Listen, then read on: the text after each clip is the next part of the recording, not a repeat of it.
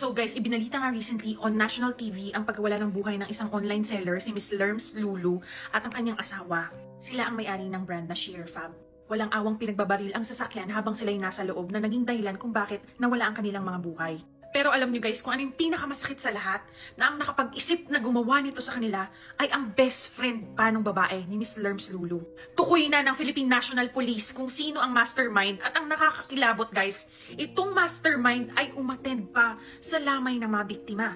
Ito ay isang halimbawa kung gaano kagrabe ang kayang gawin ng isang naiinggit na tao. Sila ay matalik na magkaibigan. Minsan talaga, yung mga taong magdudulot ng kasamaan sa atin ay yung mga taong pinakamalalapit sa atin, at yun ang nakakatakot sa lahat. Ayon sa ebidensyang hawak ng PNP based sa convo ng suspect at ng mastermind sa cellphone, ang pinakamotibo daw ng ginawa nitong suspect sa victim is utang na 13 million pesos na ayaw bayaran nitong mastermind.